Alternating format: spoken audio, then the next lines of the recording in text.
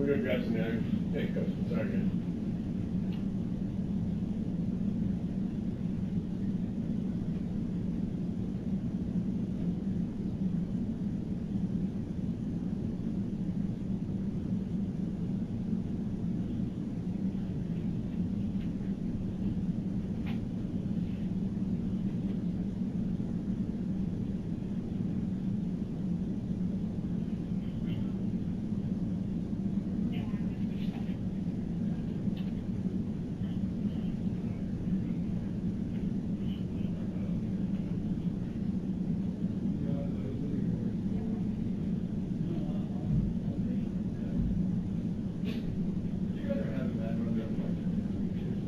It's getting pretty good.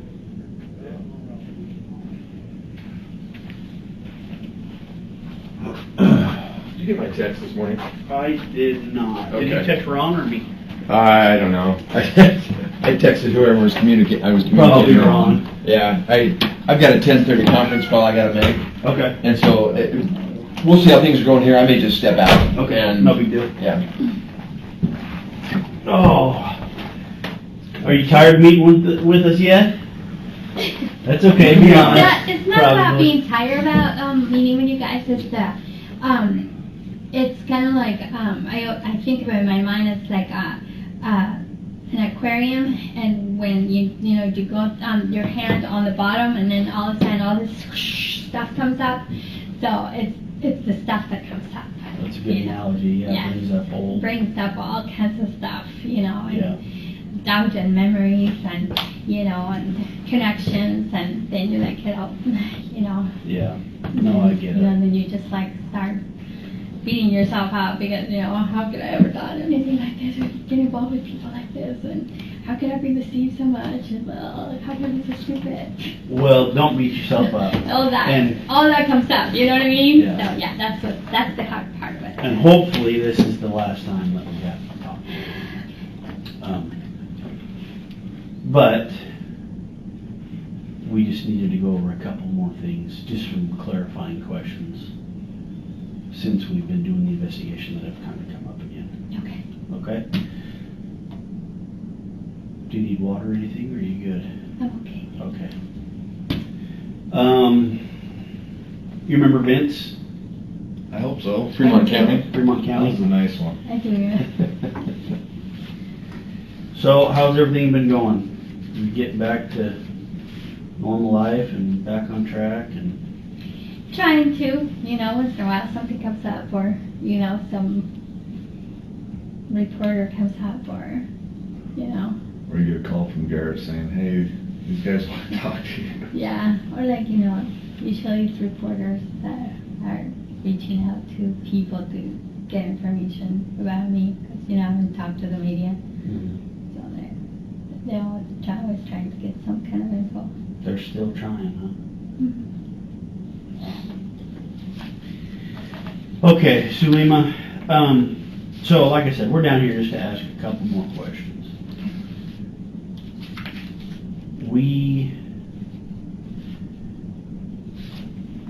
One second.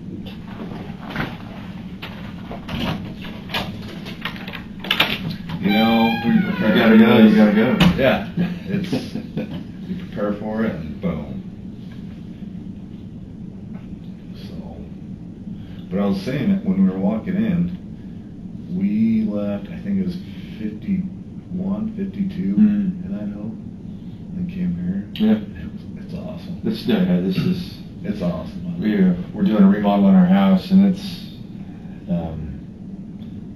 it's opened up to the elements quite a bit. And we started it in January, and had a section of the back wall that was about that big, as big as that wall, that was opened up, and just had a tarp up over it. So it was sealed up. The wind wasn't blowing in, but the air was, there's no temperature variant at all, and half of my ceiling in my home was exposed to the roof, and so the cool air would just come in at night and just pour in there.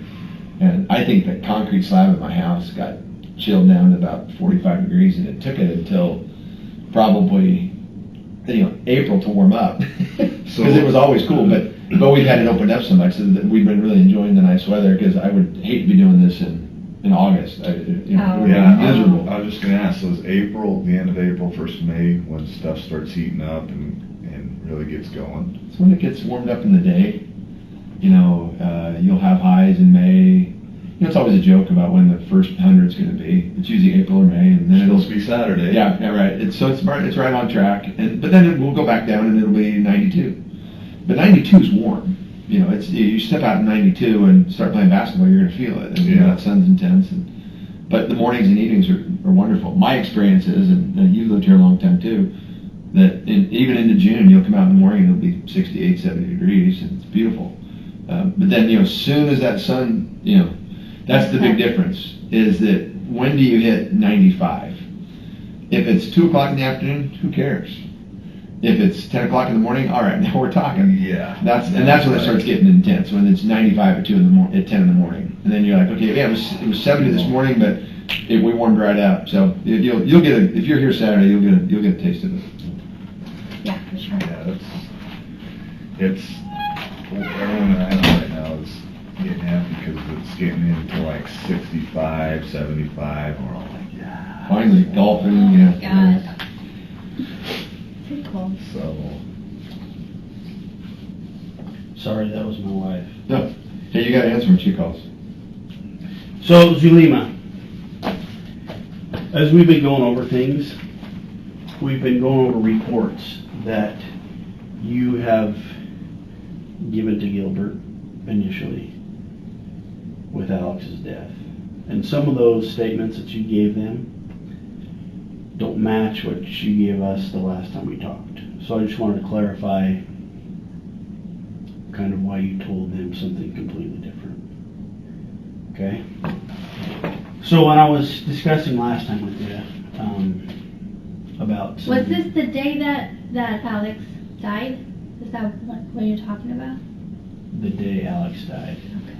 So do you remember anything that you told those guys as far as Lori and Chad or... Very, very little. I don't remember much of what happened now. To tell you the truth, there is a part of, between, 2 weeks there, that there isn't much, it's very foggy for me. But that night specifically, there are certain things that I remember, but not all of it. And I don't remember, I can't put a timeline together. I don't know what happened first and what happened next. I don't know which one was first and which one was second. I really don't. I've been trying to put it together, but I haven't been able to. We've also never seen what statements she's purported to have made, so it's Well, I can let you look at a copy, but so when Gilbert Police, let me just preface this. We're just trying to eliminate some of the things maybe defense for Lori and Chad are going to bring up during trial. Okay? And part of that defense could be that they try to pin this on other people, right? So, or make you not look as credible as what you are in case you have to testify. Mm-hmm. So, in order for us to make you look credible and to use what you say in court, we want to kind of jump out ahead of any type of defense that they're going to bring up, and try to make it look like you are lying or are trying to get back at them or something like that. So in going over these reports, that's kind of what we are doing to make sure that everything that you told us kind of matches what has happened, right? And so when we were going over Gilbert's reports, there's some things in there that you said that you told us about when you last talked to Chad and Lori, and about when you, well, I'll just come out and ask you. You told Gilbert that you had no idea how to get a hold of Lori and Chad when they asked you who Alex was on the phone with. Can you tell me why you told him that?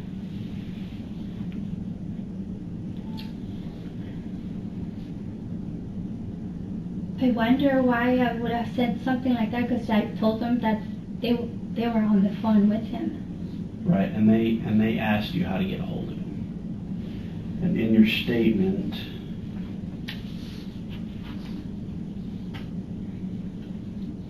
you said you had only met Lori a couple of times before she moved. And you hadn't seen Lori since she moved a few months ago, and you didn't think Lori was married. Yeah, I don't remember saying that. Well, let's look at those statements. Yeah. And when I say look at them, just look at them carefully there for a second. You didn't think Lori was married, right? Did you know she was married at that point? Yeah, I did know that Okay. she was married. Okay. Yeah, because she had sent me pictures of when she had gotten married. Okay. So yeah, I did know Okay. that. And I mean, do you- I didn't. Let me put it this way: I saw the pictures of them on the beach, her dressed in white, him dressed in white, and they were dancing and kissing. Right. And all of We've seen this. those. We've So- seen all the pictures, yeah. Right. So I assumed it was assumed that that was a Okay. wedding ceremony. When you told them, what else did she say in that statement that she hadn't talked to him in a while? What was that statement about? That you had only met Lori a few times. Well, obviously that's inconsistent with what she's told you guys. That you hadn't seen her since she moved a few months ago. And that you didn't think Lori was married. What's the timing on hadn't seen her since she left a few months ago? Is there any explanation of that? Was there any timeline on that? Was there any clarification of what that Well, we meant? know Zulema had gone up there. Right. So she's saying that since she moved. I wonder if she's talking about since they moved to Idaho or to Hawaii. That's what I'm wondering about. She hadn't seen him since they moved to Hawaii. That could be. That's what I'm trying to find out. That could be, but she said that she didn't know what state Lori and Chad lived in. So those are the type of things that defense is really going to probably ask you. Yeah. So I didn't when they left Rexburg. They didn't tell anybody where they were going.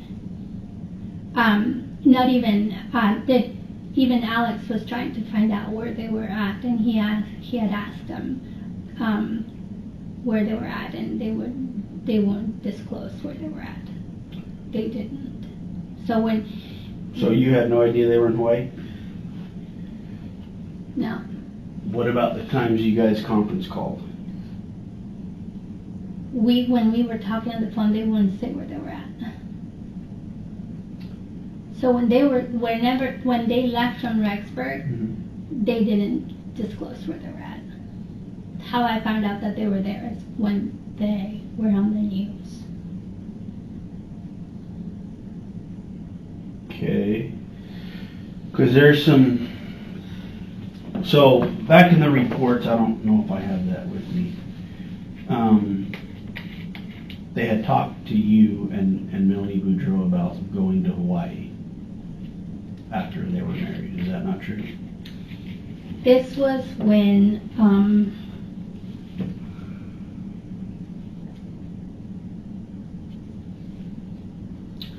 I can't remember when he was. I remember them saying that. So hold on, let me see if I can put a timeline on that. Our timeline that we have has that roughly in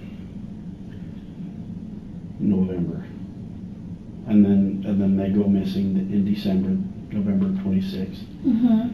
And then you had some conference calls with them the first week of December. You and Alex and Melanie Boudreau. And Ian was on the phone. And so I'm wondering, based on all that, and then yeah, the this one. statements together. So she says this could be you. Come to Hawaii. What day was that? That was on November 9th. This was Okay. was the day that they sent this, The pictures. the pictures. Who And that, sent that to you, Chad or Lori? I think this was Lori's. Okay. And she sent it to me and Alex. Do you have that number? Yes. Where is it? I just lost it. Dang it.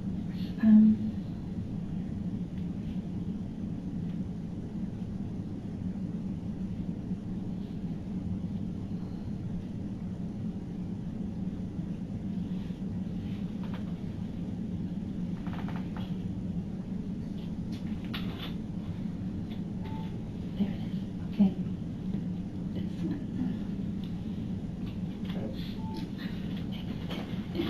Those phones can be a I pain. don't know what I'm doing. You gotta find, I don't know if I find the number on there, it might be right there. Maybe. No, It should be there. yes. 2 participants. Okay, so that one was from 480-692-9562. And I remember this, I responded to her with a scripture. Because they were still trying to convince me to move. To be clear, they didn't tell you they were living there yet, right? I mean, No. this was them for a wedding. They came back after this, right? They came back after this. And then it was long around Thanksgiving that they vanished. Right before Thanksgiving. And is that when you didn't know where they went? That's when I didn't know where they went, yes. So when you saying come to Hawaii, it wasn't, hey, we're living here, come move to Hawaii with us. But I believe they had conversations saying that after they got married, they were moving to Hawaii. Okay. With Zulema? And Melanie Boudreaux. Okay. No, I don't know about Melanie, but And so that's why I was wondering, when it comes to the Gilbert reports, you say you have no idea where they're at or how to get a hold of Lori, or you've only met Lori a couple times. Do you see what I mean? Yeah. Where there's a discrepancy. Yeah, absolutely. So that's why we want to talk about that, and I wanted to know why you had told Gilbert police that you kind of really didn't know Lori or where she was at. you know, and before we, I mean, I don't want you answering something about having potentially misled Gilbert Police Department until I hear the statement. I mean, I think what she's told you guys is the truth. Right. And that's what the agreement was, is that she was going to come in and tell you guys the truth. So, I mean, there's a discrepancy between the two. I mean, clearly. Right, and that's why we're trying to get out in front of it just before trial. Right, sure. We just want to figure out if you in fact did make that statement, and if you did, why you made that statement. Do you remember making that statement? Okay. I don't remember. I remember going to the hospital. I remember them putting me in a ambulance, and they took Alex in another ambulance. And I remember them taking us to the hospital. And I remember they started working with him, and then they put me in a room. And I don't remember much of what happened between that and until the time that they brought me back to the room for me to turn off the machines for him. I don't remember when I was taken back there. I don't remember whether the person that came to talk to me, was it before or after that? I don't remember, and I can't put it together. I can't not put it together. Okay. I don't even remember the name of the person that was there. I don't even remember what he looks like. So if I was to see him right now, I wouldn't even recognize him. I have no idea. There's nothing right there. Then I remember when I turned off the machines, they told me, I remember somebody came saying that I couldn't touch him anymore, that he was considered a crime scene, and that I needed to leave. I asked for a couple of minutes with him. They gave me I don't know how long, but they gave me a few moments with him. And I remember coming out of the room, and my son-in-law came. And I remember him saying to somebody who was there, we're going to get a lawyer right now, so speak to our lawyer. And then I remember leaving. That's, but I don't remember when that happened. You know what I mean? There's no correlation there for me. Okay. None of it. I'm in time right now. I'm gonna make that call. Okay. Let me do that, and then I'll come back in as soon as I can. You guys feel free to chat about anything other than this, and I'll be right back, because I'm just gonna, they're gonna, yeah. I've already missed one call from them, so let me go do that, and I'll be right back, okay?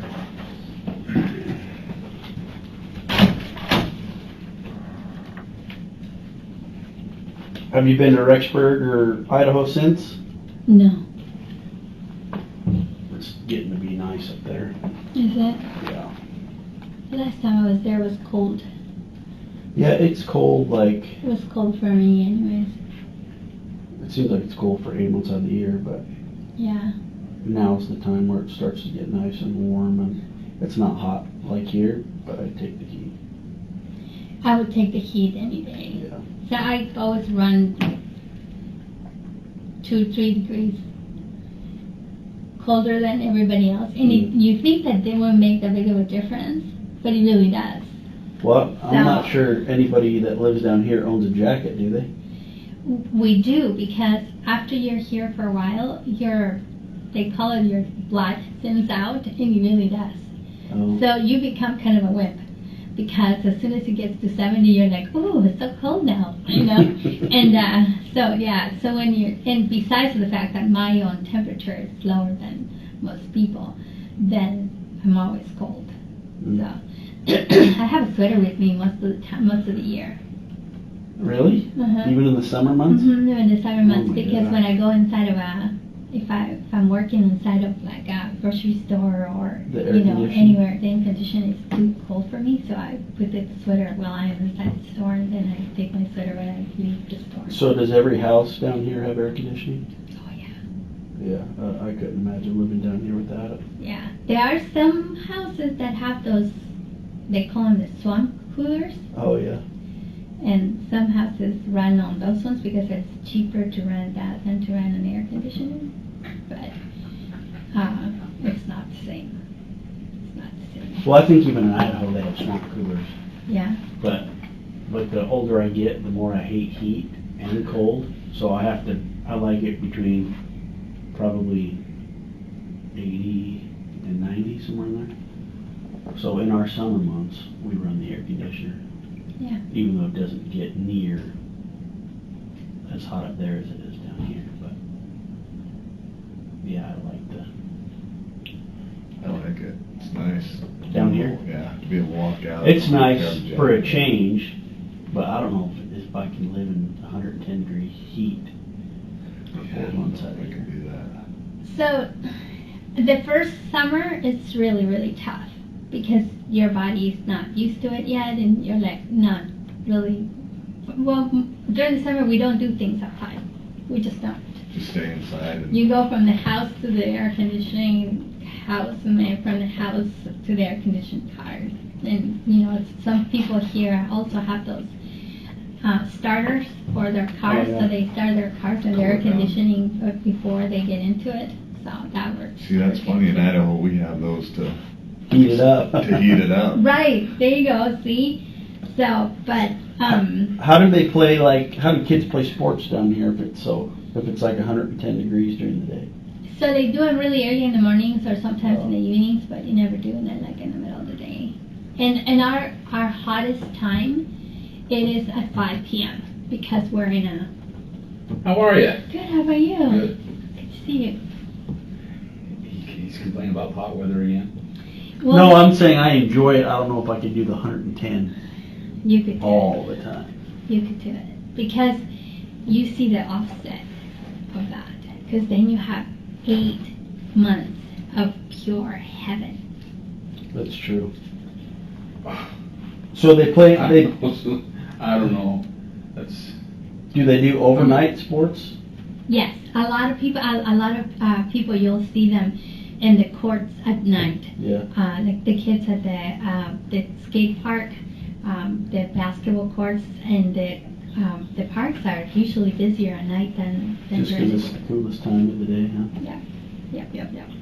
And we get used to it. You know what I mean? And you really do. Like in the summer, sometimes I'll go taking a jog like around 7, 8 o'clock at night, and you just you're just used to it, so it doesn't really bother you as much as it would the first summer that you're here.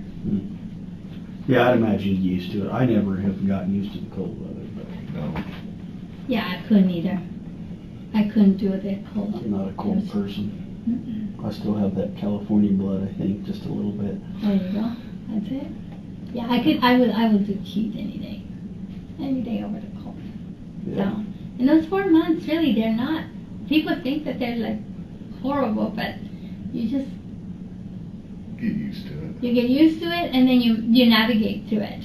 You know, you don't go outside up around 5 o'clock. You know, you're just not gonna do that Until your air conditioning breaks, and then you have to wait a month for a repairman to come because they're so dang busy. So here they don't let you wait a full month. That they'll only make you wait for up to 24 hours and no more than that. Oh, that's not bad. Well, Because it's like emergency here. You know what I Yeah, mean? you Your could die. AC needs Yeah. to be fixed. It needs to be fixed right away. that'd be the work to get into. You'd probably make good money being busy too. They are busy during the summer. Oh, wow. Extremely busy during the summer. So, you know, some people when that happens to them, they just go to a hotel for Oh, really? for the night, and then they just come back to the house the following day. Yeah. Especially if you're an elderly person and you really can't move or go somewhere, they could get pretty sick. Yeah. Or die really with heat stroke. Yeah. They're stuck in a house. Yeah. Hmm.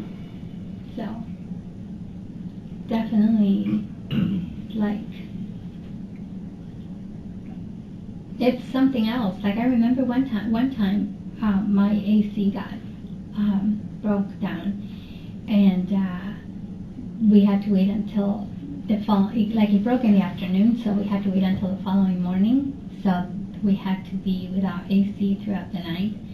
We had all the windows open, we had all the fans going, and it was miserable. Yeah, I couldn't imagine. Because it was like 98, 99 degrees inside the house. And see, that's the thing with the cold, though. You could always throw more blankets on or True. dress warmer. Yeah. Right? With hot, you can get completely naked, and then that's You're just still it. hot. Yeah. True. And at the time, I didn't know, you know, they make these things, this makeshift things where they put these buckets, right?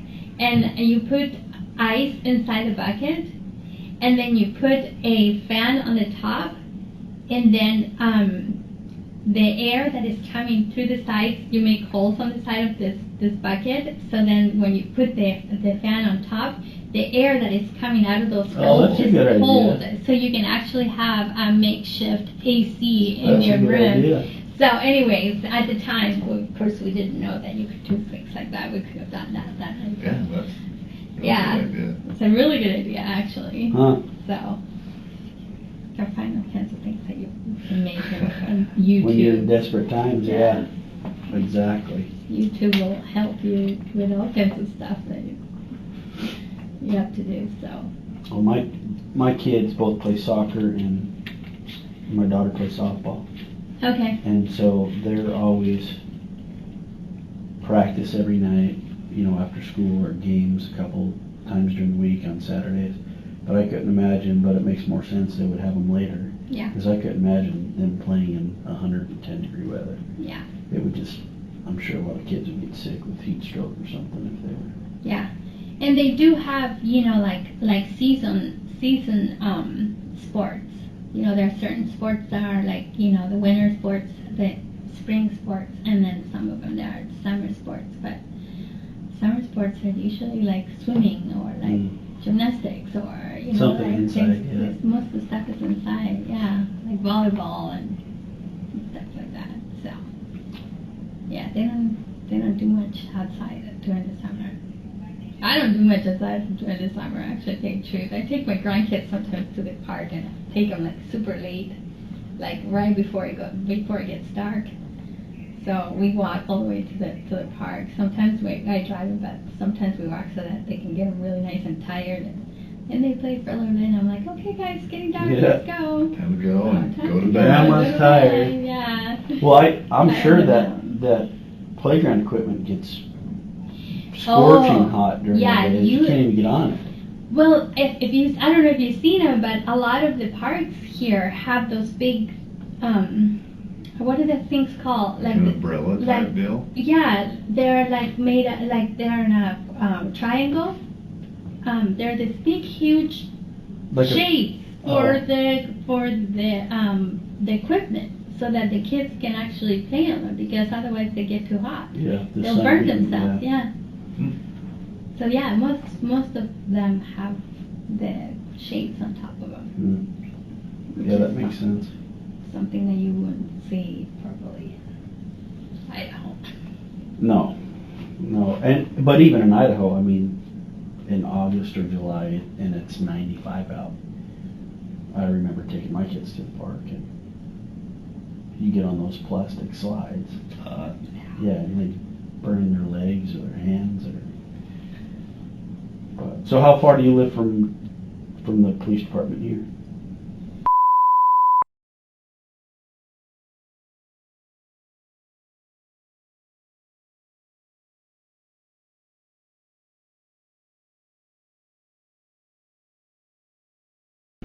So is it like a 15-minute drive? Or 15, 20 minutes. That's Yeah. not bad.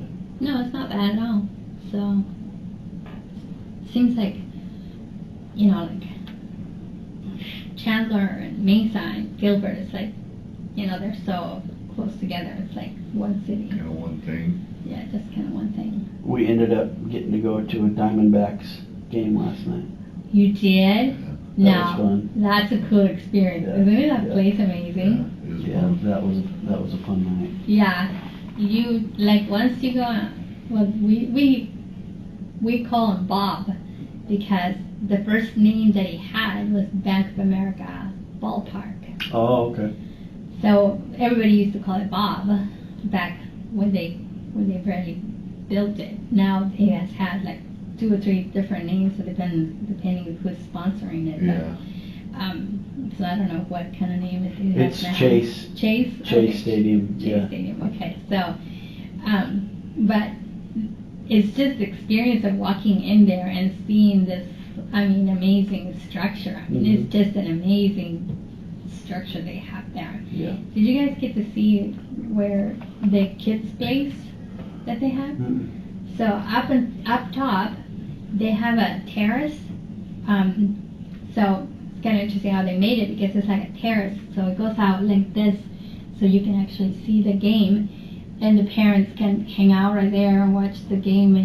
And right here they have a playground for the kids, and they have batting cages for the kids. Really? So then the kids can actually be playing and and entertaining themselves, where the parents are Watching the drinking and watching Yeah. the video or whatever Nice. they're doing there. Yeah, so yeah, it's a pretty amazing place. Yeah, we tried going up to the second floor, and they had it shut down. Or Oh, maybe Because just of COVID, yeah, because of COVID, you had to have a special pass to get up there if your tickets weren't up there. So wherever your tickets were, they kind of made you stay on the floor. Okay. So we Okay. sat in section 135, kind of down the left field line, the third base line by left field. And Those are good tickets. yeah, It's I was pretty impressed with it. But as soon as you walk in, you see the field, you're like, holy smokes, that's cool. It is very cool. It's an experience for sure. Yeah, and I've been to a couple other games, in Denver and Chicago. Been to games out there, but it's always cool to see new stadiums and Did they have the top open? Yep. Oh yeah. And when we got there, the top was closed, And then they opened it. and I didn't even know. Did you notice Yeah. them opening it? I didn't even see it. The next thing I look up, and it was open. I'm like, what the heck? Yeah, it's very cool how they do that. Sometimes they open it up and they have the Air Force do a flyover, and then That would be also cool. sometimes because the top all those, they look like it's their walls, but they're really not walls, they're panels. So all the panels can actually go like this, so they're actually all the way up on the top. It actually opens up like this, so Oh, you can really? actually see all the way outside. So for the 4th of July, if there's a game on 4th of July, what they do is that they open the top, they open up all the windows up on the top, and then they have fireworks That'd be display. cool. That would It be is cool. the coolest thing ever. It is so cool. And then and then on that day they let you on the field. Oh, they do? Yeah, they do. Oh. So I was there for one time for 4th of July. It was pretty amazing. So do you go to a lot of those games or no? Not anymore. I used to go a lot more when my son was little. He loved baseball, so I used to take him all the time. And then my youngest daughter liked it also when she was little. So then I used to take them both to the games Oh, cool. a lot more. But now they're both grown and they do their own thing. Do they still go? They're not cool. I'm not cool to be with mom anymore. So. My daughter still does. My daughter still does. My son's got some pretty. He struggles a lot with anxiety and being around people, a lot of people and stuff like that. So he doesn't get out much these days. So. Well, I'm sure that's something that they'll always remember is going to that. I mean, I can remember when my dad took me to Dodger Stadium. When you're little, it's just something that sticks with you forever. Yeah, they still talk about it. Yeah. They still talk about the games. That's There's a couple pretty neat. times. Yes, there's a couple times when I told my son it's just the two of us today. Let's go to the game. He's like, okay. And we would get like the really expensive tickets, and we would be like right, way at the bottom and really cool. Did you ever catch a ball? A foul ball? No, but you know what? One time, one of them came towards us and hit somebody right on the head, right. Oh, behind that would us. hurt. Yeah. That would hurt. Yeah. The bad thing about the ballpark is you pay a lot of money for a ticket, but then you get in and a hot dog is like $10. Yeah. Right? And popcorn's $12. Before you get out of there, you're spending over $100 in food too. It is very expensive. So I mean, that's they can make that a little cheaper. But yeah, it was a good time. We sat in between. They played the Padres last night. And Okay. So we had 4 Padres fans behind Yeah. us, and they were drunk Oh. and yelling at the Yeah, Diamondback yeah. fans that were sitting kind of in front of us. So it was actually pretty entertaining. They get to into listen, it, let yeah. me tell you. Or when where the Dodgers count, those games are like so entertaining because they go at it and they just like yell at each other, and then if somebody makes a mistake on the field, they just kill the other fans. Oh my goodness, they're so they get really into it. So you guys were over there by the pool. There's a pool there? You didn't see the pool? You did? No. Oh, come on, you guys missed out. Where Big was the fun. pool? So let's see. Bases here, right? So, and let's see. So 2, 3. So right behind third. Mm-hmm. Yep. That's kind of right where we were kind of Okay. So there is a big wall right there, right? And right above the wall, that's where the pool is at. So you can actually buy tickets to be at the pool while in the you're pool watching. watching the game. That would be Yeah, cool. That's what we should have done. it is very, Yeah, that very would be cool. cool. It's right below the big bar that they have there. Yeah, we missed that. Yep. So because there's only one main gate, right? No, there's gates everywhere. All over. Oh, see, we went. I don't even know where we were at. So, But we walked the gate we were at. You walk straight through, and it's kind of right where our tickets were. okay, So on the left field side of that gate. okay, all right. So you guys were coming more from the Washington Jefferson side more so than Probably. the street number side. Yeah, we had to walk through like a parking structure Okay. right there to go through. But yeah, it was a good time. I'm glad we got to do that when we were down here. Yeah, that's an experience. I really, really would recommend that anybody could go and take a look at that place. It's so amazing. I wonder how much season tickets are. Because this would probably be the year to get season tickets if you could, because nobody's really going because of COVID. Yeah. Yeah. Might be cheaper. Maybe a little probably pretty dang expensive. I don't know. I remember, I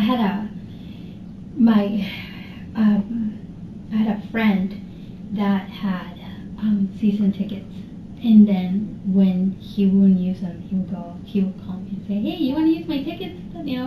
For such and such game." Yes, we'll take them. Yeah, those are the friends to have. We'll take them. Yeah. So it was always nice to have those tickets, because then, like, the same people sit there all the time, so then you get to know the people that are sitting around you and stuff like that. So it's kind of cool.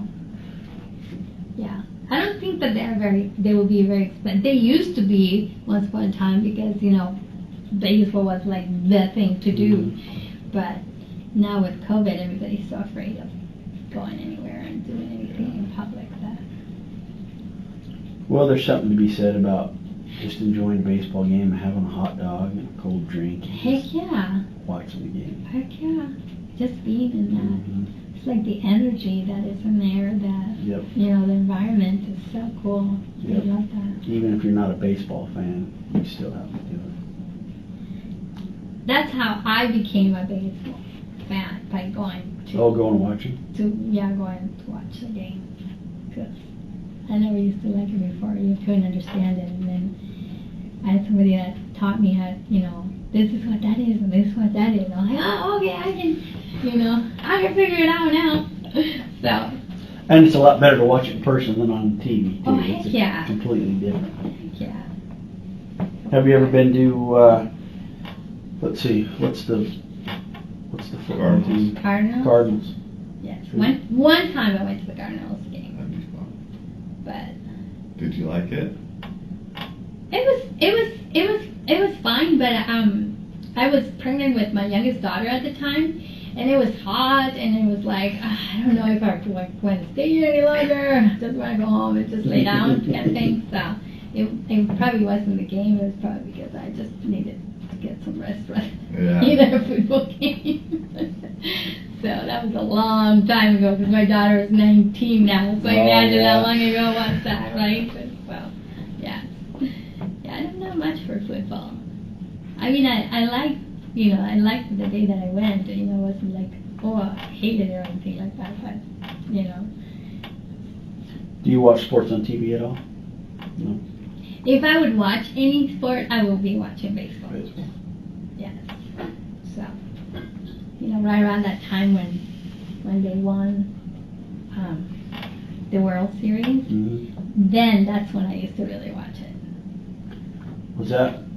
How long ago was that? Was that when Randy Johnson played? 2001, when Gonzo was the one that did the winning hit. That was crazy. That was a crazy day. People were like going outside in the streets and like celebrating and stuff. It was big. It was big here. It's something that, Did you go to the parade?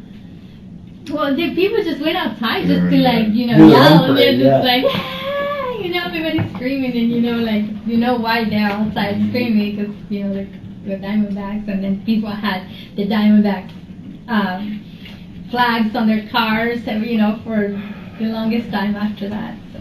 Sorry about that. That call came up last minute. We've got a response that's doing a thing by the 4th, and that's coming in quicker than we're happy about. So, time for a conference call. We were just discussing Diamondbacks baseball. Well, is there anything to talk about this year? No, they went to the We went to a game game last last night. Oh, did you? Was the roof open? Roof was Oh, open. that's awesome. It was. Yeah. It's Mark cool. McGuire hit one out the window. Those big panels that open up? She was just telling me about Yeah, he hit one out the window. Really? Yeah, it was like, That's 420 feet or something like that. It was just insane. Hit it out the window. But, it's this lovely stadium that's shut most of the time. Which is good, but... It was open. When we got there, it was shut. And then... Well, the opening is a dramatic thing, because they cool it down, and then all the air stays in there. So they'll open it up into June, because all that cool air stays in, right? Okay. As the cool air stays, it settles and stays in, and then they can open it up and you get this feeling. You decides if it opens or shuts, right? Who? It's the Diamondback pitcher who's pitching. Really? Really? Yeah, 'cause, the unit, Randy Johnson, didn't like it open. He didn't like it open. So it didn't matter what the weather was, it was shit when he was pitching. Really? Except the time he hit that bird. Did you ever see that video? Yeah. Yeah, flying when Fastball. you pitch it, Oh my gosh. Yeah, the Blew bird it up. was gone. Anyway, interesting. we saw a lot of Randy Johnson jerseys still. Yeah. Well, he was a freak. Yeah. I mean, he was a freak. In the very best sense of the term. This big, tall guy that had a lefty throw. I mean, oh my word. That slider he had, ugly. Yeah, we had a good time last night. That's fun. What'd you eat? Hot dog, And Chicken we Diamond dog? wings, yeah. Good? Oh, Fun? it was good. Where were your seats? Where were you? 135. I don't know where that is. Maybe Right third down, base, right? third base, base, yeah, left right field down area. there. Yeah, that's awesome. That's good seats. It was Good nice. seats. It was perfect, yeah. I'm Yeah. glad we got to go to that. That's fun. I'm glad you enjoyed that too. It's an awesome time. That's really good time. I've been at a Diamondbacks game. Last Diamondbacks game I went to was in San Diego. We were over in California. Half of Arizona goes to California for the summertime for a week or two or whatever, and we were over there for a week and went to a Diamondbacks Padres game, and it was 70 degrees. You know, it was perfect. It was That's who they gorgeous. were playing last night. Yeah, Padres are the real deal this year. So They whooped them. yep. Well, and they had some fans letting them know too. Yeah. Fans. It's good. Cool. Sorry about the interruption. No, you're good. You're good. Back to discrepancies. So Zulema, like I said, we're not accusing you of lying or anything like that. We just want to get ahead of this before it gets brought up in trial. Yeah. By either Chad's attorney or Lori's attorney or somebody brings it up and tries to discredit you. Mm-hmm. So I've kind of gone. Was that statement recorded from? You know, I don't know. Okay. I don't know. That, if that they would be have helpful. Or have or haven't. Yeah, this is Because it's hard to verify something that you don't remember making, the statement you don't remember making. right. Yeah. And they may have a recording. I just was pulling the Gilbert reports. Okay. So we talked about that. So let's talk about the bag of cash that Alex gave you. Do you remember when he gave that to you? He didn't necessarily give it to me. He just a couple of days before he passed. I don't know if it was like 1 day or 2 days before he passed. He said to me, Zulema, if anything happens to me, I want you to know that there is money in a bag in the closet, and it's for you. He said it's not much, but it's for you. Okay. And did you ever count the money that was in there? Or know how much was in there? Well, when before he passed away, no, because I just said whatever, you know what I mean? I wasn't going to touch his money. But after he passed away, I asked the police to bring it down, and my daughter and her boyfriend started counting it. They did. And how much was in there? I think that there must have been about probably between $5,000 and $7,000 or something like that. Okay. Do you remember what else was in the bag?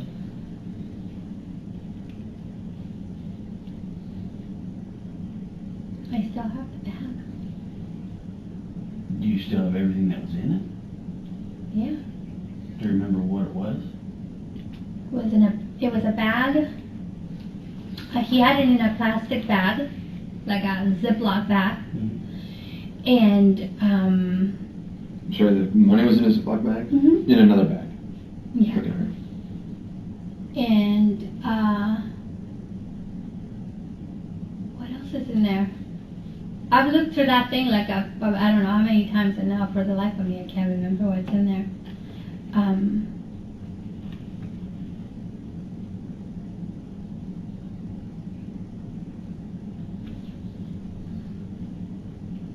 There might have been a pair of headphones in there.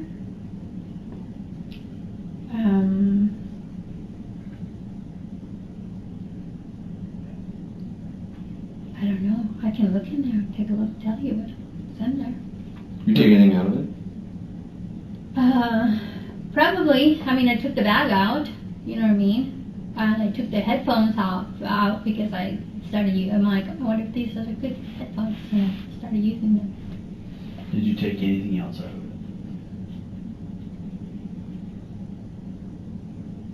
It's possible. I wasn't paying attention, to tell you the truth. Was I supposed to be looking for something? No, I'm wondering, because we had reports there was some other things in there. Yeah. And Like what? like there was a gun associated with the bag of money. Oh, okay. That's what you're asking for? You're asking for the guns, but the guns were in separate bags. With- Not in the same bag not in the bag of money. The bag of money was it's like a black duffel bag type thing with a zipper. Okay.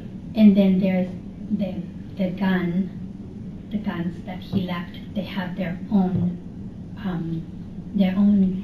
case, and they have, it's like a case, like a gun case, and then the gun goes in one thing, and then they have the clips, and So just so I understand, the gun case was with the next, bag of money, next. but not inside the bag. I don't think so. No. And just so I'm clear, the bag of money was in a Ziploc bag inside of another bag. Yes. And the gun was not inside the bag with the money, nor was it inside the bag that the money was in. Am I saying that right? Yeah, it has its own. Okay. Yeah. Its own Separate. Okay. separate bag with a zipper that goes around like that. So when you open it like a book. Okay, so in the duffel bag that the money was in, what else was in the duffel bag?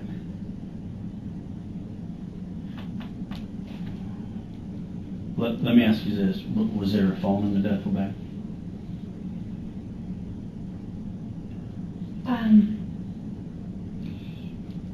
Yeah, I think that's where they found a phone, because they took it. They took a phone. Who? The The police? Gilbert police took a phone that was in there, because it's in the inventory that they left. When they take things, they give you an inventory of what they take or whatever. Mhm. That there was they said that there was a phone. It's possible that they found it in there, but I don't know where they found it, to tell you the truth. But they said that they did take that phone. Take a phone? A phone. Okay. Mhm. You don't know where they got it from? No. Good.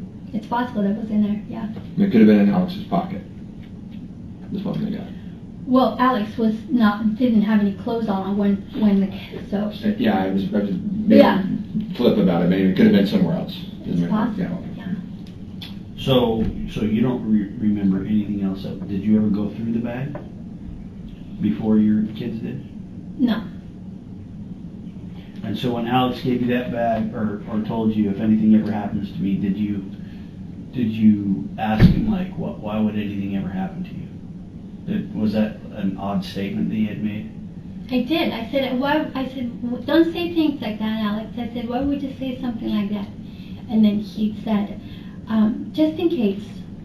Just in case. That's why the reason why I in my back of my mind, I was thinking, did he do something to himself? Why was he saying that 2 days before he passed? So he tells you about the bag and says, if anything ever happens to me, there's some money in the bag. It's not much, but there's some money in the bag. And that was 2 days before. Yeah, either the day before or either the day before he passed or the day prior to that. So in the last 2 days that he was alive. Okay. And then, so when you had that, let's go back to the conversation that you had with Alex when Tammy's body is being exhumed. Do you remember that conversation where you said you had confronted him and said, Alex, are you going to have anything to do with this? Why would you think that he may have something to do with it? So,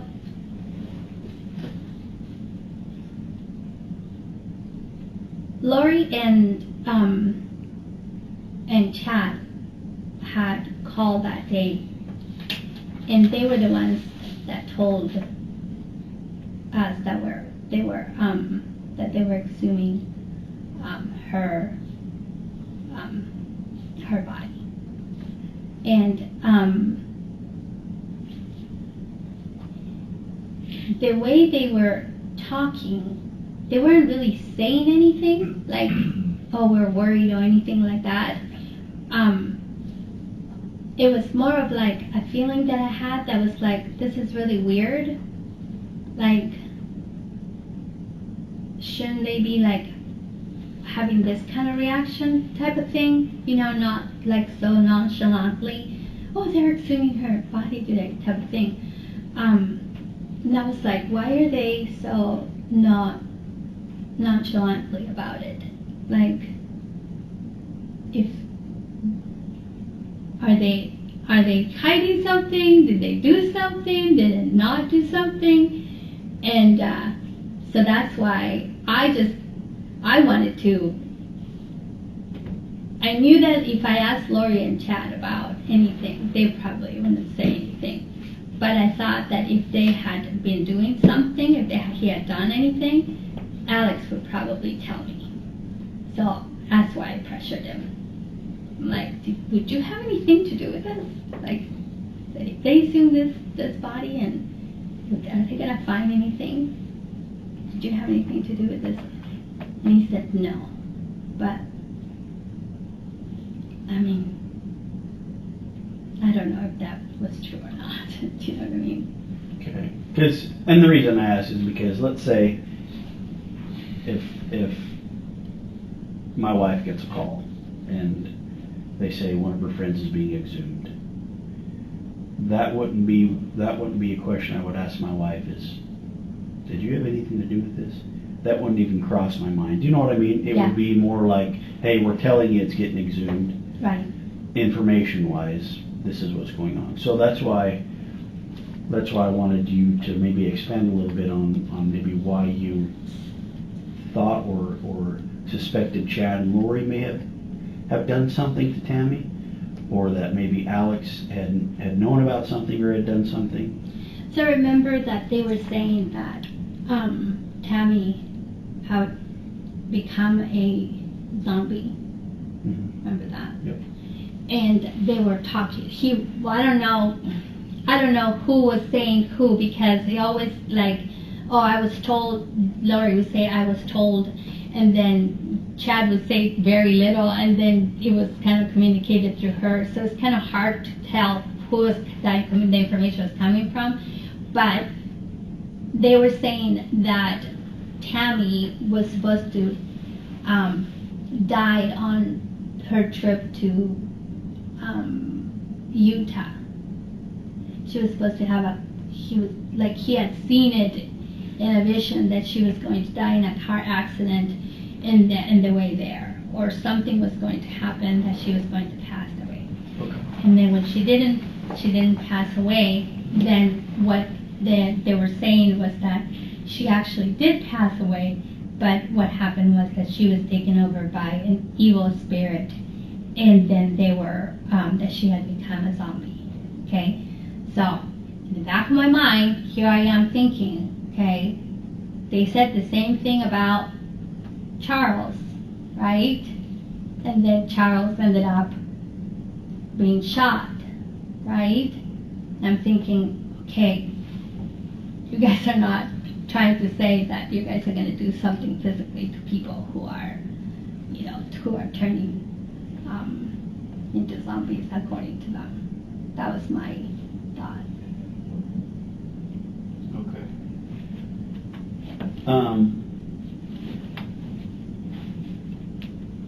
So, refresh my memory again. What was Alex's response to your question to him? So he sat back and and pressed his back towards back of the bed, the headboard, and he goes, "No." And that's it. There's no answer after that. Nothing else. I was waiting for him to say something else, and I'm like, okay. I'm like, are you going to say anything else? And he's like, no. Like, okay. So I thought when he seemed so sure of his answer, I was like, well, okay, well then he didn't have anything to do with this. Okay. And is that the same conversation that's the same conversation you kind of got after, right? And we're pretty, maybe forceful is not the right word, but aggressive towards him as far as, tell me what's going on. Is that the Yeah, same because conversation? that was when because right after so then I pressed for another answer, and he tells me no, right? So then then I stand up and I start walking away because I'm like, I don't know what to think at this point. And that's when he said, I think I am being their fall guy. And I'm like, the fall guy for what? What is it? Tell me. What is it that they're trying to pin on you? What did they do? And he just wouldn't say anything else. And then I get frustrated again because he's not answering my questions. So I turn around and I'm going to walk away again, because I'm just so frustrated that he's not saying anything. And that's when he tells me, either I am a man of God or I am not. Okay. Now, at the time, because I turned around and I said, what does that mean? What does that mean, Alex? Tell me, what does that mean? It's like you can't just tell me these things and not say anything to me. And I was so frustrated with him, so mad, really, because he wasn't saying anything else to me. And I guilt it. I thought for sure that I had probably given him a heart attack because I was, kind of pouncing on him, Now putting it all back, and now I understand that, they were probably telling him through blessings to do certain things, and he in his mind was either I'm following what God is telling me or I am not. Did you have a question about that, Randy? No. I thought I saw you writing something down. Okay.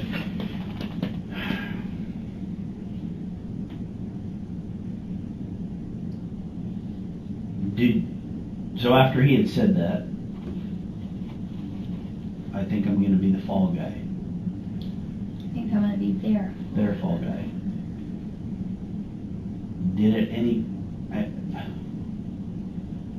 Did you think that Chad and Lori had done something to Tammy? Was that your impression based on that statement? I didn't know what to think at the time. I didn't know what to think. It was so confusing for me at the time because I saw at the time I still saw Lori and Chad as a very spiritual, kind, loving, charming, law-abiding, God-fearing people. Okay. So there was no, to me, it would be like, you know what I mean? So even when he was saying, when he said that, I was like, the fall guy for what? Like, what was it? What is going on? You know what I mean? And like, I couldn't even process it or put two and two together. What is it? So what was it that they would do? Okay. I mean, these things didn't even come together for me until like months and months and months of me thinking and processing and putting things together. You know what I mean? Because to tell you the truth, until they found the remains of the children, I still thought that there was a possibility that they had them hiding somewhere, that the kids were going to be alive. That's what we all hoped too. Yeah. I really believed that they had them hiding somewhere. I believed them. I really did. That's what they were saying, that they were keeping them safe. So on these conference calls with you and Chad and Lori, and then there was Melanie and Ian, you guys talk about a code word to make sure it's safe to talk. Do you remember talking about that with them? Yeah, because remember I told you that the day that Alex and I were going to Vegas, that day when I got back from the spa, he wasn't in the house. And so then I called him and I said, hey, where are you at? And he's like, oh, I'm in the walkway, the green field behind the house with Gib and Melly. So he's like, just come out back here and meet us back here.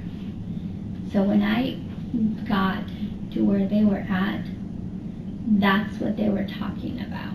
They were making a code word to say, this is safe to talk, this is not safe to talk. Do you remember what the words were? So it was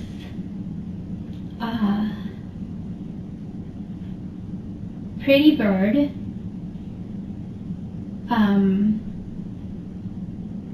and the other one was not happy Bob. Not happy Bob. So which one meant it was okay to talk? Pretty bird? I think it's the opposite. I think that pretty bird was not. Okay. And then not happy Bob meant it was okay. Not happy Bob. Meant it was okay. Okay. So, whose phone number did you call because they would call you from Ian's phone. Whose phone number would you call to conference everybody through?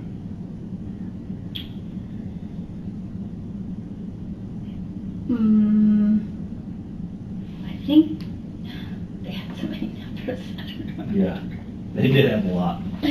And that's kind of what we're trying to figure out is whose phone you were calling to conference everybody in together.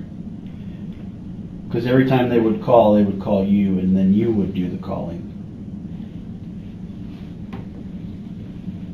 I think so. Or I think sometimes we will call and they will call back, and sometimes they will call and they will answer, and then three-way the other person. I think it was a couple of times it was Chad's phone, and then I think a couple of times it was the Lori's new phone number, or the last phone number known that we knew anyways.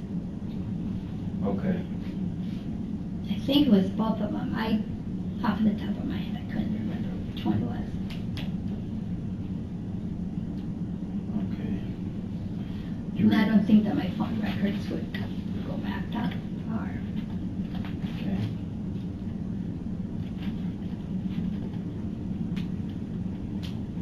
They probably do. The numbers do. Yeah. So a couple times to Chad and a couple times to Lori. Mm-hmm. Just depending on who. Yeah. Because a lot of times they wouldn't answer. They just, remember I told you about that ghosting that they would do. Mm-hmm.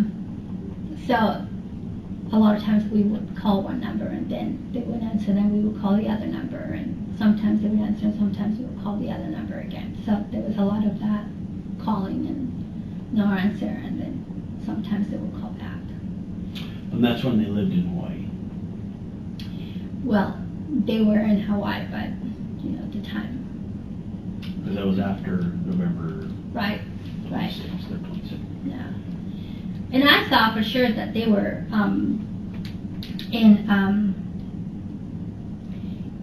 I thought they were somewhere in Utah or somewhere in there, because one time there was this conversation, and they were laughing because they said that Lori had gotten stuck in her car because of a storm, and she couldn't move in her car, and she had to spend some hours or like part of the night or the whole night somewhere until she could actually get through the storm. So at the time in my mind I thought that it was like a snowstorm that she couldn't get through, and I thought, well, probably Utah. That's what I was thinking, But I don't know if it was a storm over there, or were they here still and before they left for Hawaii? I don't know. But Or were they telling you that to put you off? What was where they right. were maybe? It's possible also. Yeah. Right.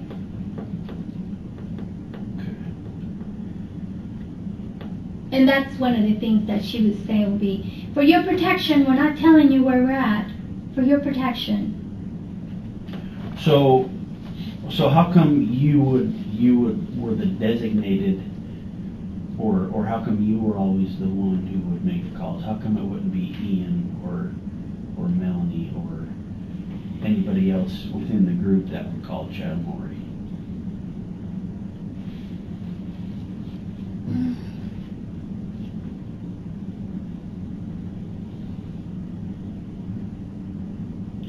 I don't know. I guess it was just kind of like a kind of take over kind of thing. I don't know. Maybe. There was no really a particular reason why I would. There wasn't like a designation or anything like that. Did everybody know their number in the group? At that time, no, they didn't, because I remember one of those conversations. I remember that we put Melly on the phone, and I remember her, she just started crying and crying because they weren't answering calls, and that one of the numbers, I guess, wasn't working anymore. So she hadn't talked to them since they had left Rexburg. And when you say Melly, that's Melanie Boudreaux. Yeah. Because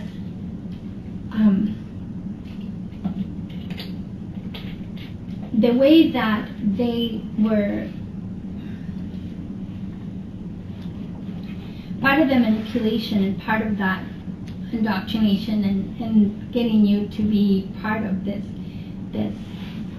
needing them and being close to them and stuff like that, was their constant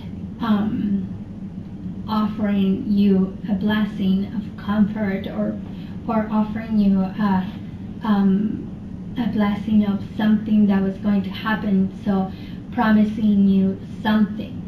So it was almost as if when you get that on a constant basis all the time, and then all of a sudden you don't, it's almost as if you're like, whoa, what happened there? You know what I mean? All of a sudden you feel like, oh my goodness, I have no guidance now.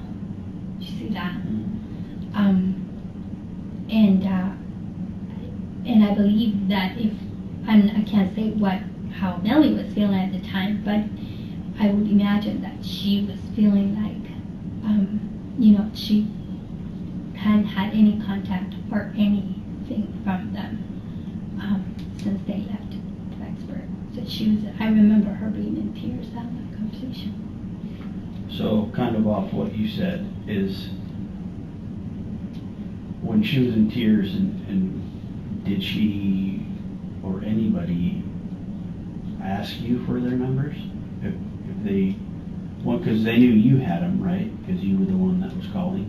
So did they ever say, or after the conference call when you talked to Chad and Lori, did Alex or Melanie or Ian or anybody ask you, say, hey, well, can you forward me their number? I'd like to call them and talk to them. Or was it just you that solely had their? No, they had their number too. They had their number. If I'm not mistaken, it's probably, I can't say for sure, but I'm thinking that it was probably given to Melly that day during the call. During one of the conference calls? Mm-hmm. Yeah. I don't remember. I really don't know why that kind of became like a Pattern? Yeah. Like, I mean, I didn't even see it as a pattern until until you're bringing it up. I didn't even realize that it had become a pattern like that.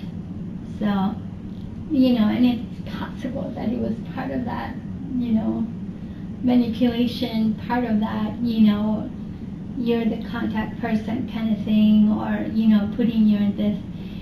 This is one thing that now that we're talking about this, one of the things that they started saying to me from the beginning was that putting me in a position of being so special. Like Glory and Chad used to say to me often, your mission is the most important one. We have to take care of you more than we have to take care of anyone else, because your mission is most important and more important than anybody else's. They always said that to me from the beginning. Okay. And there was, Lori would say that sometimes when we would just get together, she would, say that, oh, everybody has to, make sure that you're praying and taking care of Zulema, because her mission is the most important. Okay. And if they had some pretty crazy plans, I mean, now it would make sense why. Yeah. That would be the most important, if that's, Yeah. that was part of the final plan. So along those lines, with you being the most important mission, and I know we've talked about this a little bit as far as your marriage with Alex, was Chad or Lori directing you to marry Alex? They were suggesting it, and they were saying that we should be together.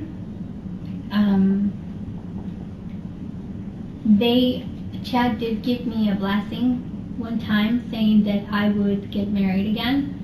And I remember telling him, I don't know about that. I'm like, I already told myself that I was never going to be married again, so I don't know about that. But I do have a feeling, even though I never heard it myself, I do have a feeling that they were probably saying that to Alex. So did Chad or Lori ever tell you, as part of your mission, that you need to marry Alex, or that part of your mission is marrying Alex? So the way that they presented it was that in order for people to finish their missions, they always had to have somebody that was going to be equal in their, in their spirituality, equal to them, and that they were going to be a helper to complete that mission. So then they started saying, Alex will be part of that for you. He will be the person who will be able to help you with your mission, and he will be the supporter that you will need, and things like that. So did you believe that in order for your mission to be complete, that you needed to marry Alex? Did you believe that?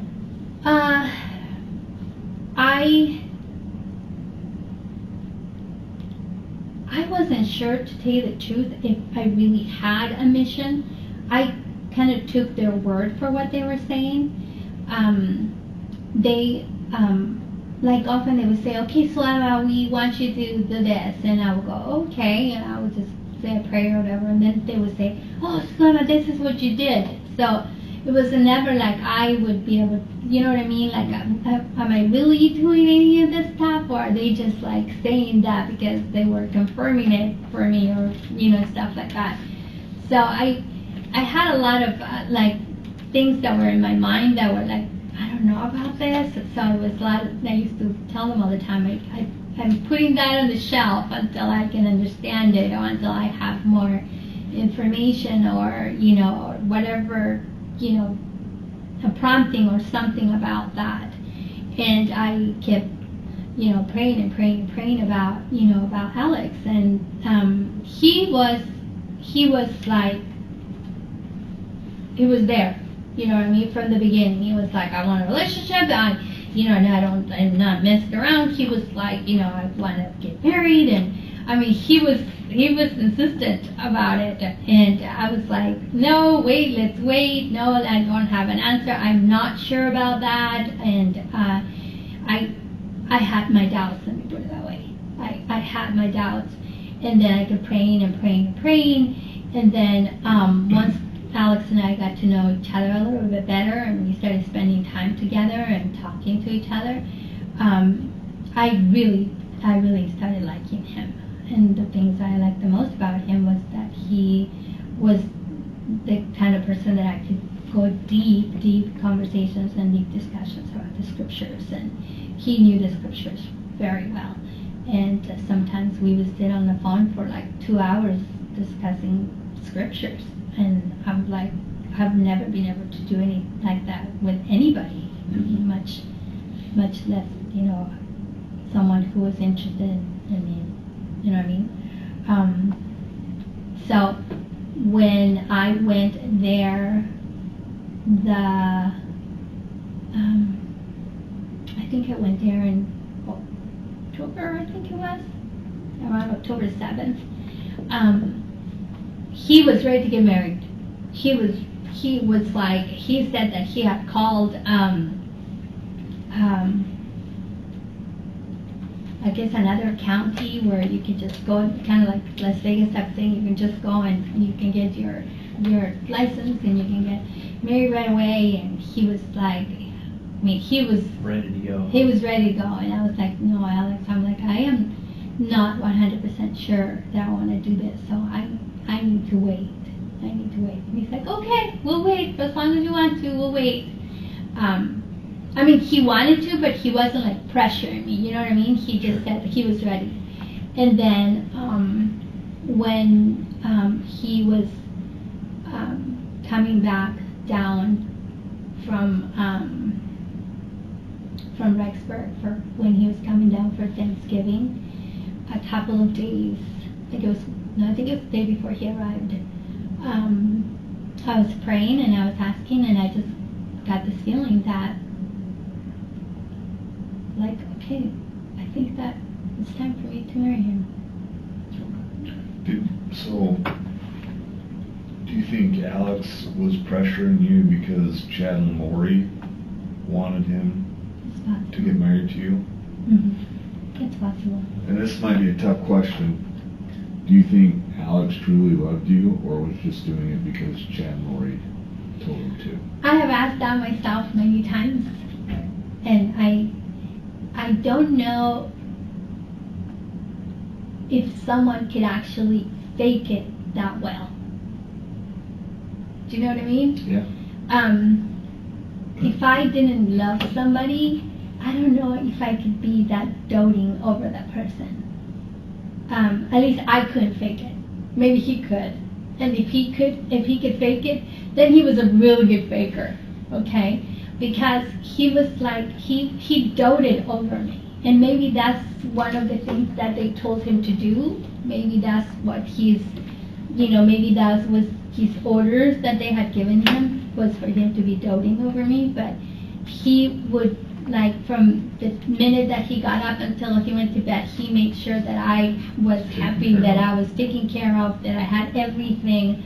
Like I told you, I mean, one day I was like, what sounds really good right now, Alex? I'm like, he's like, what? I was like, salsa and chips.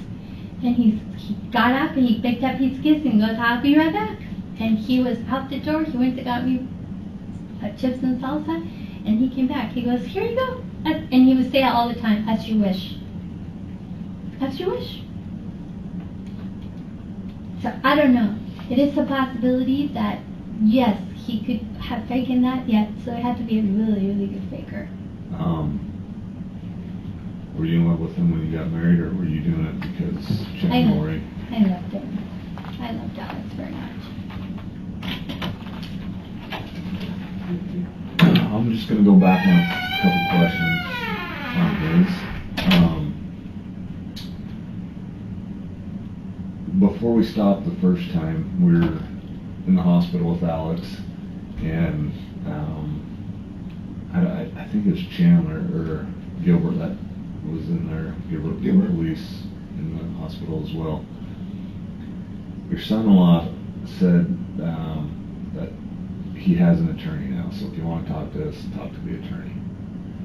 What did he need an attorney for at that time? You mean what did he need an attorney, or what No, did he need an attorney? and I might have misunderstood you before Garrett stepped out the first time.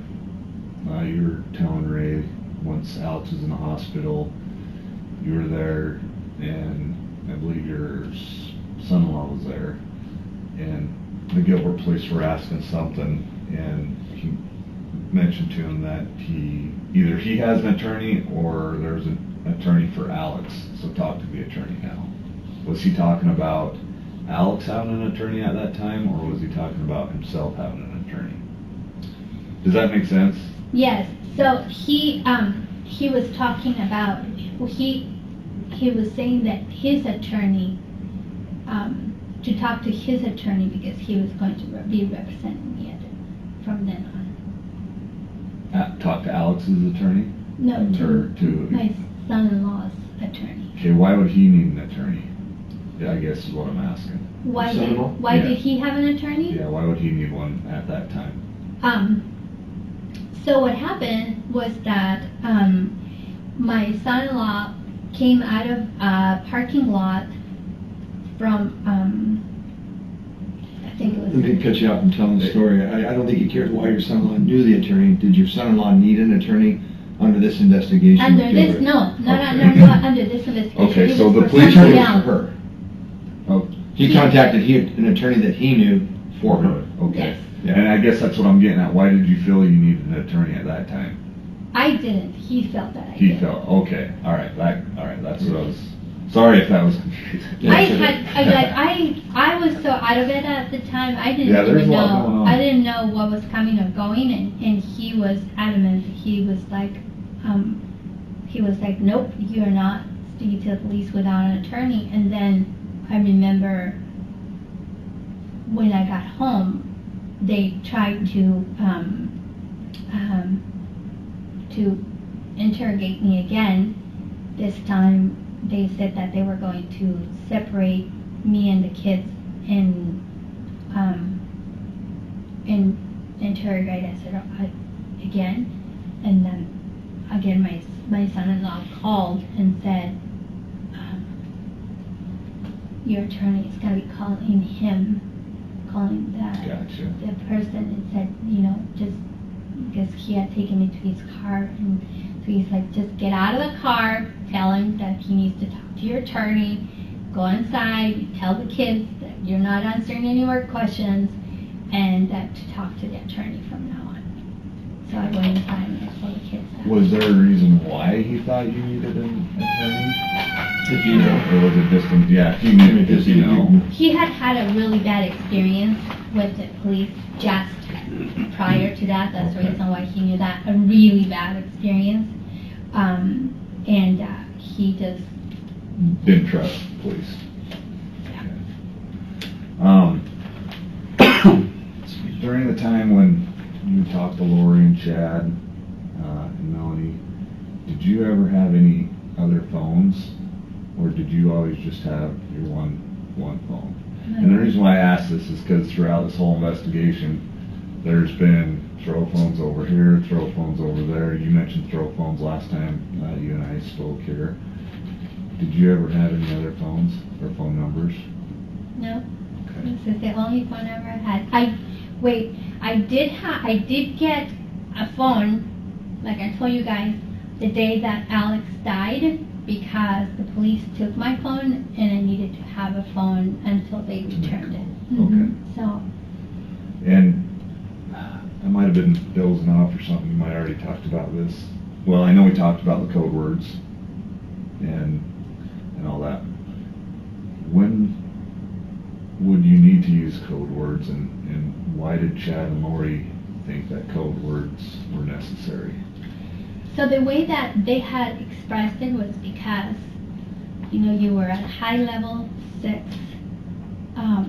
dark person, And so I'm was sure you your, live in too, I mean, that's just. Oh, yeah, and so I- was your partner, right? I'd be his boss. And you guys were seeking their destruction, and you guys were working with Kay seeking their destruction, and they needed to have protection because, they were saying that the kids were safe and they had them in a safe place.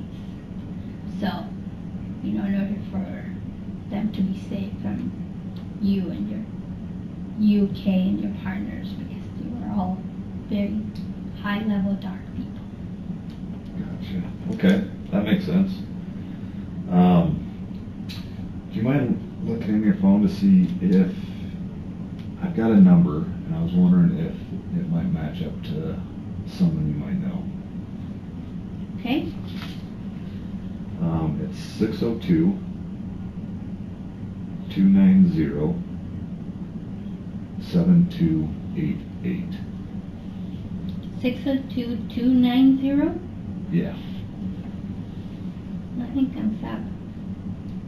But for some reason that 290, isn't that part of Alex's number?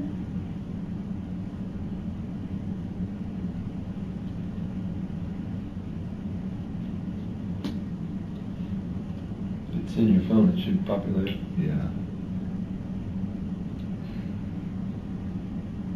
I know what to see. See, there's a lot of stuff that my granddaughter got a hold of that phone that I had during those. Everything. And I don't know if you knew this, but I didn't know this, that if your phone and your old phone are connected to the same Wi-Fi, that if you do something on the old phone, it will show up on your new phone. Gotcha. So she deleted like Deleted all that. hundreds and hundreds of phone numbers Oh, from no. my phone. I'm still trying to recoup them, so. Do you still have Chad in your phone at all? I think so. What do you have his numbers? He had one that he kept all the time. Let me see if it's still there. No, it's not. Okay, let me see if I can find it under my text. See if that's one of the ones that got deleted.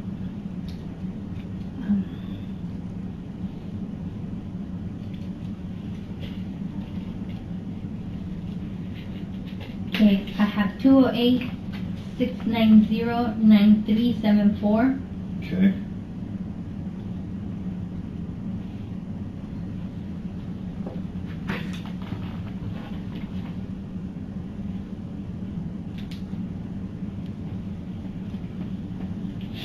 Was that the only one?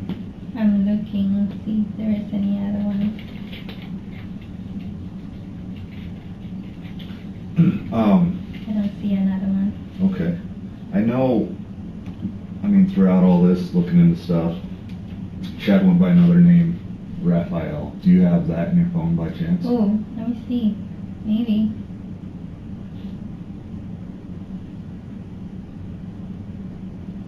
No, I don't. But. Does that ring a bell with you though, the Raphael? Mm-hmm.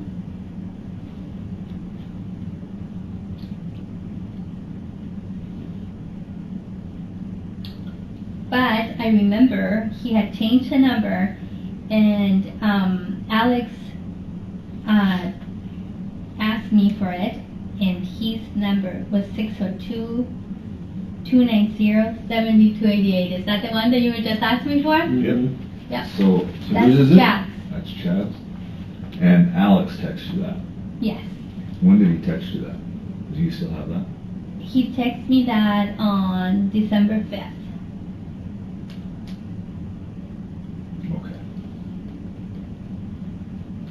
So on Zulema, on a couple of those recordings, you referred to him, Chad, as Raphael. Is that what you called him normally, or did you normally call him Chad? I would call him Chad. Chad. Mm-hmm. So when did you call him sometimes you just call him Raphael. Because on one of those you say, let me call Raphael's calling through. Is that just sometimes you would call him that, or Yeah, I guess during sometimes. certain times? Or? I think that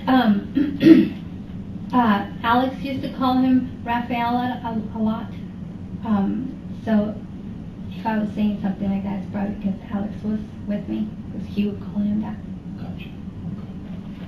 So, Well, you still had it in your phone. That's good. The number. yeah. I mean, I don't have that particular number in my text or in my phone, but I remember him asking me for the number. And I remember me saying, Raphael just reached out to me and he has a new number Oh, nice. And that was on the 5th of December? on the 4th. Oh, 4th. And Okay. then Alex asked me for it on the 5th. Gotcha.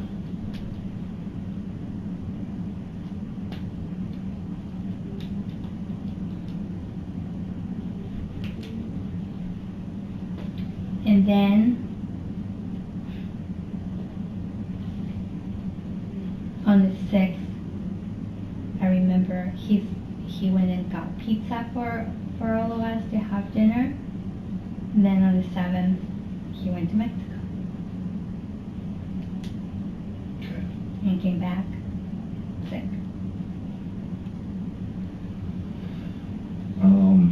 I was just doing follow up on that. Did you have any more? Or do you still have some? No. Yeah, Zulema, we appreciate it. I know you hate to talk about this stuff, and I want to help. and we appreciate it, and that's why, I don't know what the defense plan is going to be with Chad and Lori. It could be that they try to throw everybody else under the bus, and they try to use different things or say different things. That's why it's super important if you can remember anything. That way we can get out in front of it before defense has a chance Get it. And to get it and Jared knows that. understand. Your So attorney knows that right now. we just want to make sure that we're crossing our T's and dotting our I's with everything. That way we can come out in front of it. You guys, I still have those pair of scissors in my house, right? Oh, Lori's Lori's scissors. that are $100 and something or $300 and something. $1,000. Oh, I was way up. Serious scissors. But yeah, like Ray said, we appreciate it. I always have that feeling that there was something really nefarious about her giving me those scissors. I still do. And she gave them to you when she came home from Hawaii, right? When you met him and When they had just gone back from getting married. the layover or whatever. Yep. And for some strange reason, in my mind, because I'm trusting people, in my mind, I was like, oh yeah, she can't take him on the plane with her, so And then my daughter said, Mom, she just got off of a plane with them. Why couldn't she take him back on a plane with her? Well, let me do some checking. Maybe do you want them, or do you? I don't want to have anything to do with I mean, that. maybe we could just. It's just it's so bizarre. Why would she hand me those things? It makes absolutely no sense for her to hand I wonder me those things. how she got on the plane with him in the first place, and then didn't want him to go. Does on she another check plane. bags, do you know? Because they could be in check bags. Yeah. Yeah. Oh yeah, I guess I could. If there was a check bag, or it could have been missed, Lots of possible explanations. And but- the other thing that I remember that I was telling Garrett was that when we were in Vegas, I don't know if you guys knew, but Alex was a massage therapist, and my back was bugging me, and after the trip there in the car, and he said, oh, he's like, I'll just give you a massage and, just fix your back. I'm like, okay. So, but for some strange reason, this is really weird. Like, for some strange reason, at the time, of course, I didn't think anything of it, but, now I'm like, all creeped out about it. He said that we needed to find a Walmart because he wanted to buy this big, huge piece of plastic to put on the bed so the oil didn't get on the bed. But it was one of those ones that you put on the floor when you paint. Okay. And we went to Walmart and we got it and he put it on the bed. And this is when you were in Vegas? When we were in Vegas, yeah. It was the day after we got married. So you put it on the bed. Yeah. And he gave you the massage. What did you do with the weirdest thing about it was that, and this is when it gets even weirder, because after that, I fell asleep. Okay, because I was so relaxed after the massage. I was so relaxed, I fell asleep. And then I remember waking up. I was in and out, and I could hear him talking. And I was like, who's he talking to? And I kept like trying to wake up, and finally I made myself wake up, and I'm like, Alex. I'm like, who are you talking to? He's like, nobody.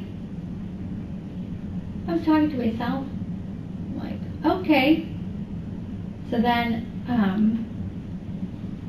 I remember I took a bath, and I said, let's watch a movie. And he was on his phone, I think playing his game or something. And he was like super quiet.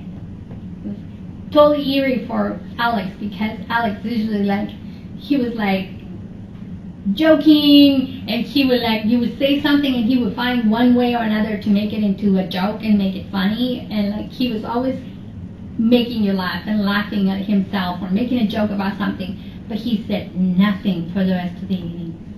Nothing. Well, that's really weird that he had you lay on plastic. So maybe I'm just a little too crazy now because of all the stuff that's happened, but in my back of my mind, I keep thinking that who was on the phone was Chad and Lori, and that was supposed to be my last day, and he was supposed to. And it very well could have been. When you woke up, did you feel normal? I mean, did you feel like, when you said you were in and out of consciousness, like you were trying to wake up or you didn't feel right?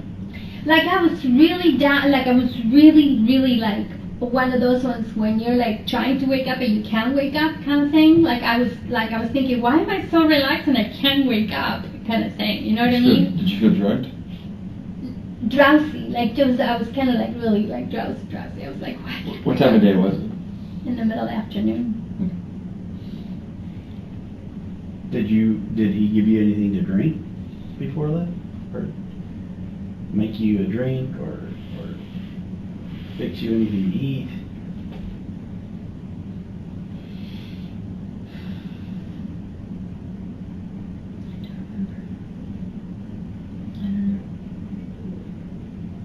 I mean, I remember us going to get something to eat, and then we came back to the hotel, and I remember we did have some drinks with us, like, I don't know, maybe I might have had like no, I didn't have a Red Bull that day. I had something with me, might have been a water or something, I don't know, with me. Like, I always used the little cup, I didn't like to use the little glasses, so I always had my glass with ice and whatever it was that I was drinking at the time. So did he give you a massage? I mean, did you have oil on? Not enough to use. Or the drop cloth. To what a drop cloth, you know what I mean? It just didn't. At the time, I had no question about it. Now I'm like, why would you necessitate a whole drop cloth all over the bed to give me a massage? That just doesn't make any sense to me at all. So and then the fact that he was quiet for the rest, that he said nothing after that. He was quiet, and That's so not Alex.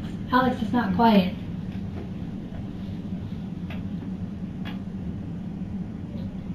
So, did you ever ask him, like, man, why did we need all that, or what? No. And so you heard him Totally. talking to somebody. And I believed him, and he was talking to himself, you know, at the time. You know what I mean? Trusting him completely. And that was right after you guys were married. The day after. Yeah, it's really weird. It is super weird. It's super weird. Especially because he wasn't talking. And I even asked him, I said, hey, I said, are you okay? Like you're so quiet. You're usually not quiet like this.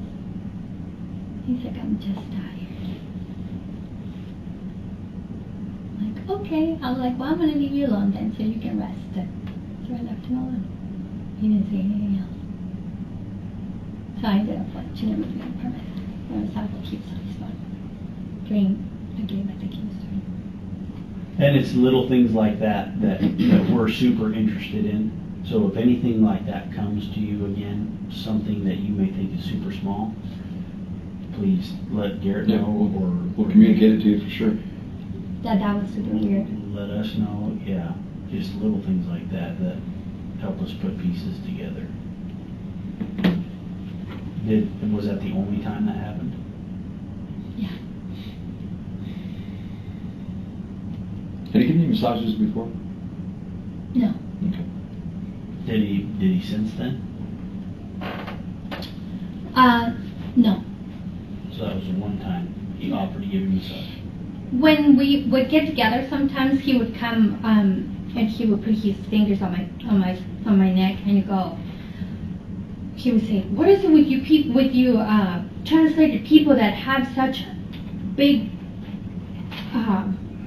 stressful shoulders," or something like that. He would say that, but I wasn't the only one that was receiving it. He would do it to everybody else, just kind of like relax the neck. And then when we got back from Vegas and we were at my house, sometimes in the mornings I have a really hard time waking up, and then in the mornings I would turn my alarm off and just sit there trying to get up. And I remember he would rub his finger up and down my back and go, "You can get up, you can wake up," kind of thing, kind of waking me up, and not a massage like he did that day. So when you woke up from that massage, did you feel like you were way too groggy than you should have been?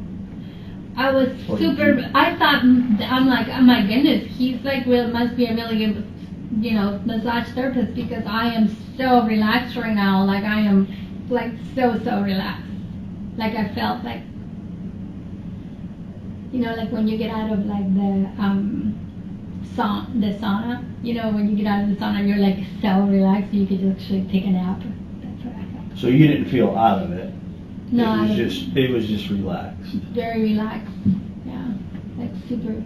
That what was really weird though was that in and out that I had when I was laying on the bed, because I could hear him talking and I was trying to wake up, but I kept going back down, and then I kept hearing him again talking, and I couldn't discern what he was saying. I could just hear him talking, and he was in the bathroom talking. Does he kind of talk to himself much? Well, not really. Not like that. He was actually having a conversation. He sounded like he was having a conversation. Right. You know what I mean? When I talk to myself, I'm always say one thing or two things. Or I think I'll go to McDonald's for lunch. Something like that. But no, that's because it's Wendy's. You have this. Yeah.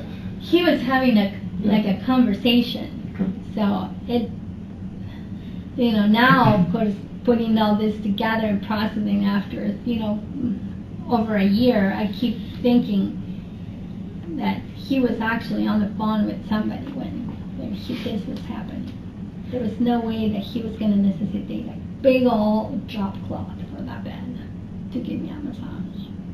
When you guys got married, or prior to getting married, did you guys talk about insurance or life insurance, or did you add him to anything, or did he add you to anything? No, that I know of. I know a couple people have asked me that too.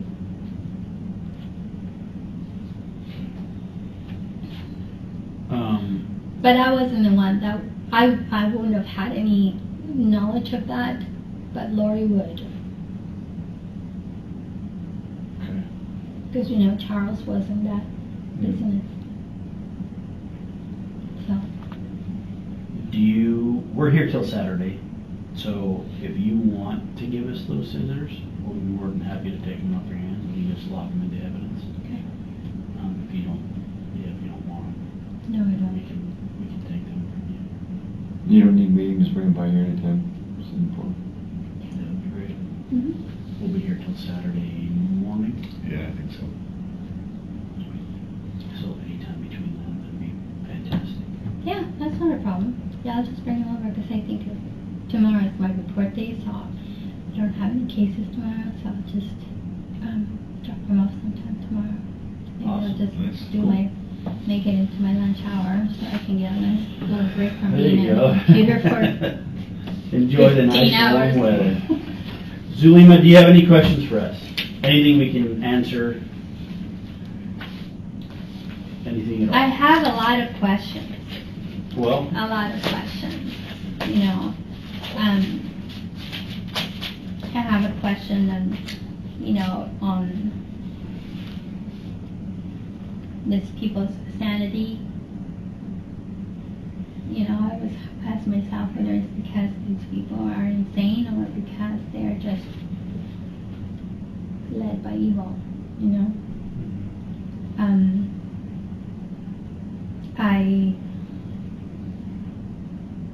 now I'm putting all the things together. I just really, more than ever, at the beginning I had a feeling that they had a really nefarious plan to do something to me and to Alex, or that we were the final piece, that I was the final piece to move to Rexburg. And I feel that, you know, by the grace of God, I didn't move there. And I always feel that kind of like dodged the bullet by not moving there. And if I would have moved there, things would be very different today. probably. I would have thought. And now more than ever, I think that they had, and of course the question is in my mind about, you know, was Alex being true? Was he lying? Was he being told to do what to do? Did he really have a relationship with me because he just was following what Chad and Laurie were telling him? You know what I mean? All that. And at that time in Vegas, was he supposed to kill me? Was he being instructed to do that? And I always think like, okay, he couldn't go through with, you know, killing me, but then it's a possibility that he would have gone through to kill himself. So, all that, you know, I have a lot of questions.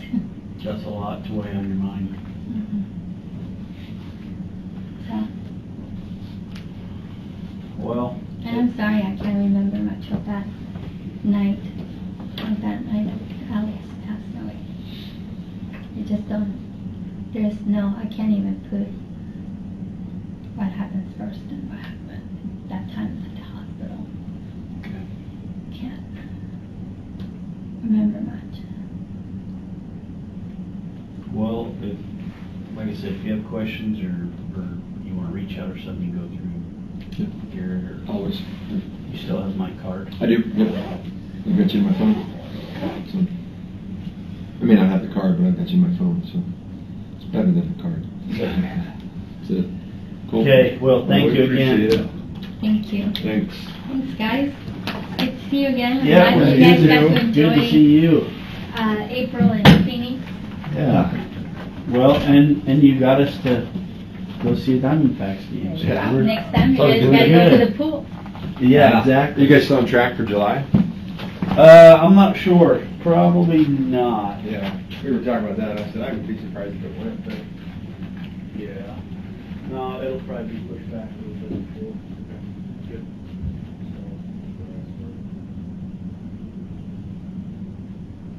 we this day? Just us two.